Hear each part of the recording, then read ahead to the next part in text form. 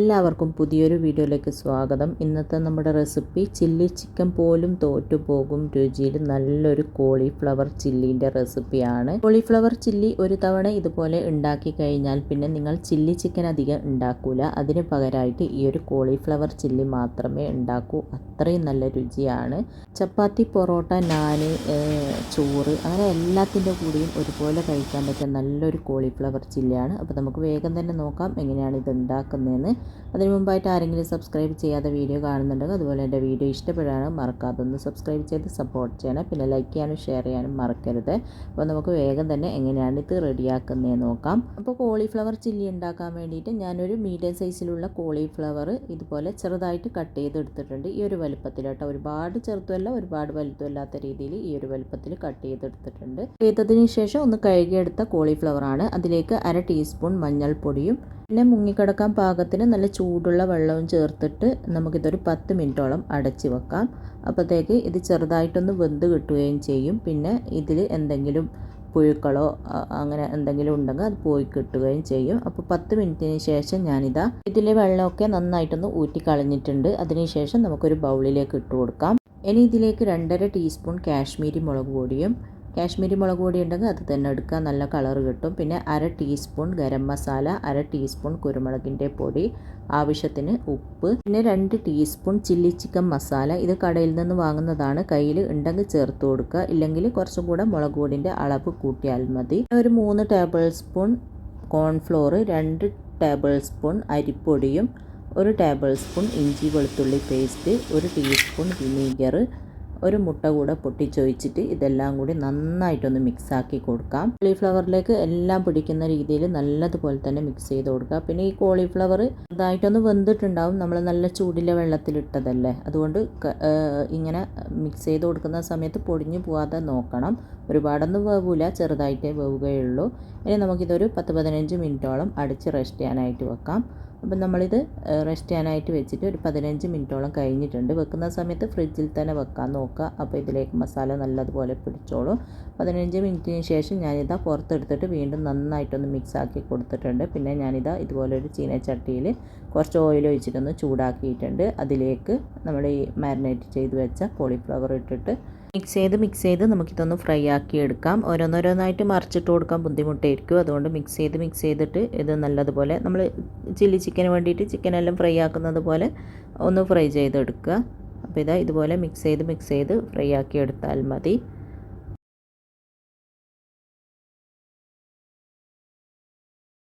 ഇതാ ഈ ഒരു മീഡിയം ഫ്ലെയിമിൽ വെച്ചിട്ട് മിക്സ് ചെയ്ത് ഈ ഒരു രീതിയിൽ കോളിഫ്ലവർ ഒന്ന് ഫ്രൈ ആയി വന്നിട്ടുണ്ട്. നന്നായിട്ട് തന്നെ ഫ്രൈ ആയിട്ടുണ്ട്. ഇനി നമുക്കിതൊരു പ്ലേറ്റിലേക്ക് കോരി മാറ്റാം. പിന്നെ ബാക്കി വരുന്നതും സെയിം രീതിയിൽ തന്നെ ഫ്രൈ ആക്കി എടുക്കാം. നിങ്ങളിപ്പോൾ കോളിഫ്ലവർ ചില്ലി റെഡിയാക്കുന്നില്ലെങ്കിൽ ഇതുപോലെ മാരിനേറ്റ് ചെയ്ത് വെച്ചിട്ട് ഇങ്ങനെ ഫ്രൈ ചെയ്തെടുത്താലും കഴിക്കാൻ നല്ല ടേസ്റ്റാണ്. വൈകുന്നേരത്തെ ചായക്കൊപ്പം കോളിഫ്ലവർ ഫ്രൈ അടിപൊളി ടേസ്റ്റാണ്. അങ്ങനെ എല്ലാം ഇതുപോലെ ഫ്രൈ ആക്കി എടുത്തിട്ടുണ്ട്. നമുക്ക് കോളിഫ്ലവർ ചില്ലി റെഡിയാക്കാം. അപ്പോൾ നമ്മൾ കോളിഫ്ലവർ ഫ്രൈ ചെയ്തെടുത്ത ആ ഒരു ചീനച്ചട്ടിയിൽ തന്നെയാണ് ഇത് റെഡിയാക്കുന്നത്. അപ്പോൾ ഞാനിതാ ആ ഒരു ചീനച്ചട്ടിയിൽ നിന്ന് കുറച്ച് ഓയിൽ എടുത്ത് മാറ്റിയിട്ടുണ്ട്. കൂടുതലുണ്ടെങ്കിൽ കുറച്ച് എടുത്ത് മാറ്റിയിട്ട് ഒരു 2 ടേബിൾ സ്പൂണോളം ബാക്കി വെച്ചാൽ മതി. എന്നിട്ടിതാ ഒരു 4 വെളുത്തുള്ളി ചെറുതായിട്ട് ചോപ്പ് ചെയ്തെടുത്തതാണ്. അതിട്ടിട്ട് നന്നായിട്ടൊന്ന് മൂപ്പിച്ചെടുക്കുക. ഇതുപോലെ നന്നായിട്ട് മൂത്ത് വരുമ്പോൾ ഇതിലേക്ക് കുറച്ച് സ്പ്രിംഗ് ഓണിയൻ്റെ വൈറ്റ് ഭാഗം കട്ട് ചെയ്തെടുത്തതാണ്. അത് ഇട്ടിട്ട് ജസ്റ്റ് ഒന്ന് വഴറ്റി കൊടുക്കുക. ഒരുപാട് വഴറ്റണ്ട, ജസ്റ്റ് ഒന്ന് വഴറ്റിയതിന് ശേഷം 2 മീഡിയം സൈസിലുള്ള സവാള ഇതുപോലെ ക്യൂബായിട്ട് കട്ട് ചെയ്തെടുത്തിട്ടുണ്ട്. അത് ഇട്ട് കൊടുക്കുക. പിന്നെ അതിൻ്റെ കൂടെ തന്നെ ഒരു 5 പച്ചമുളക് ഇതുപോലെ കട്ട് ചെയ്തെടുത്തിട്ടുണ്ട്. അതും ഇട്ട് കൊടുക്കുക. പിന്നെ ഒരു ക്യാപ്സിക്കത്തിൻ്റെ പകുതി ഞാൻ ഇതുപോലെ കട്ട് ചെയ്തിട്ടുണ്ട്.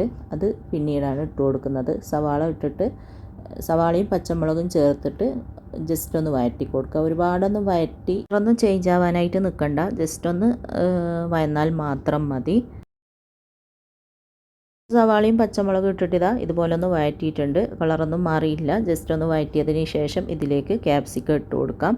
ഒരു വലിയ ക്യാപ്സിക്കത്തിൻ്റെ പകുതിയാണ് ഞാൻ എടുത്തത്. ചെറുതാണെങ്കിൽ ഒരെണ്ണം തന്നെ എടുക്കുക. അത് ഇട്ടിട്ട് വീണ്ടും ജസ്റ്റ് ഒന്ന് വഴറ്റിയതിന് ശേഷം നമുക്കിതിലേക്ക് സോസുകൾ ഒഴിച്ചു കൊടുക്കാം. ഇത് സ്വീറ്റ് സോയാ സോസാണ്. അത് കയ്യിലുണ്ടെങ്കിൽ അതൊരു ടേബിൾ സ്പൂണോളം ഒഴിച്ചു കൊടുക്കുക. അടിപൊളി ടേസ്റ്റാണ്. ഇതിലേക്ക് സാദാ സോയാ സോസും കൂടെ ഒഴിച്ചു കൊടുക്കണം, ഒരു ടേബിൾ സ്പൂണോളം. അത് ഞാൻ മറന്നിട്ട് പിന്നീടാണ് ഒഴിച്ചു കൊടുക്കുന്നത്. നിങ്ങൾ ഈ ഒരു സമയത്ത് തന്നെ ഒഴിച്ചു കൊടുക്കുക.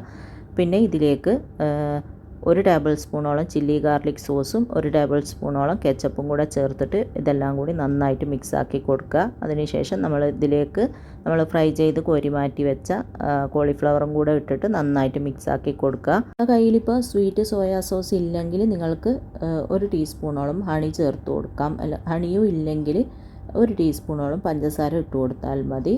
എന്നിട്ട് നന്നായിട്ട് മിക്സാക്കിയതിന് ശേഷം കോളിഫ്ലവറും കൂടെ ഇട്ടിട്ട് നല്ലതുപോലെ മിക്സ് ചെയ്ത് കൊടുക്കുക. ഒരു കോളിഫ്ലവറിൽ ഈ ഒരു സോസെല്ലാം നന്നായിട്ട് പിടിക്കുന്ന രീതിയിൽ തന്നെ മിക്സാക്കി കൊടുത്തതിന് ശേഷം ഇതിലേക്ക് ഞാനിതാ 1 ടേബിൾ സ്പൂണോളം സാദാ സോയാ സോസ് ചേർത്ത് കൊടുക്കുന്നുണ്ട്. അത് നിങ്ങൾ ചേർക്കുമ്പോൾ ആദ്യം തന്നെ ചേർത്ത് കൊടുക്കുക. പിന്നെ 1/2 ടീസ്പൂണോളം കുരുമുളകിൻ്റെ പൊടിയും കൂടെ ചേർത്തിട്ട് വീണ്ടും നന്നായിട്ട് മിക്സാക്കി കൊടുക്കുക. പിന്നെ ഞാൻ ഈ സവാള വഴറ്റുമ്പോൾ ഉപ്പൊന്നും ഇട്ട് കൊടുത്തിട്ടില്ല. സാദാ സോയാ സോസിൽ ഉപ്പുണ്ടാവും, അതുകൊണ്ടാണ് ഉപ്പൊന്നും ഇട്ട് കൊടുക്കാൻ തന്നെ. സോയാ സോസ് എല്ലാം ചേർത്തിട്ട് നന്നായിട്ട് മിക്സ് ചെയ്ത് നോക്കിയതിന് ശേഷം ഉപ്പ് വേണമെങ്കിൽ മാത്രം ഉപ്പിട്ട് കൊടുക്കുക. സോസും കുരുമുളകിൻ്റെ പൊടിയെല്ലാം ഇട്ടിട്ട് നന്നായിട്ട് മിക്സ് ആക്കിയതിന് ശേഷം ഞാൻ ഇതിലേക്ക് കുറച്ച് സ്പ്രിംഗ് ഓണിയൻ കട്ട് ചെയ്തതും കൂടെ ഇട്ടിട്ട് വീണ്ടും ചെറുതായിട്ടൊന്ന് മിക്സ് ചെയ്ത് കൊടുത്തിട്ടുണ്ട്. അങ്ങനെ നല്ല ടേസ്റ്റി ആയിട്ടുള്ള കോളിഫ്ലവർ ചില്ലി ഇവിടെ റെഡി ആയിട്ടുണ്ട്. ഇനി ചൂടോടെ തന്നെ സെർവ് ചെയ്ത് നമുക്ക് ഇഷ്ടമുള്ളതിൻ്റെ കൂടെ കൂട്ടി കഴിക്കാം. ഞാനിന്ന് ചപ്പാത്തിയാണ് ഉണ്ടാക്കിയത് ഇതിൻ്റെ കൂടെ കഴിക്കാൻ. അടിപൊളി ടേസ്റ്റാണ്. അപ്പോൾ എല്ലാവരും ഇത് ഉണ്ടാക്കി നോക്കുക. ചില്ലി ചിക്കൻ മാറി നിൽക്കേണ്ടി വരും ഇതിൻ്റെ മുമ്പിൽ, അത്രയും രുചിയാണ്. അപ്പോൾ എല്ലാവരും ഈ ഒരു കോളിഫ്ലവർ ചില്ലി ഉണ്ടാക്കി നോക്കിയിട്ട് ഇഷ്ടമായ അഭിപ്രായം പറയാൻ, ലൈക്ക് ചെയ്യാനും ഷെയർ ചെയ്യാനൊന്നും മറക്കരുത്. അപ്പോൾ ഇൻഷാ അല്ലാഹ് അടുത്ത പുതിയ നല്ല വീഡിയോ ആയിട്ട് നമുക്ക് വീണ്ടും കാണാം.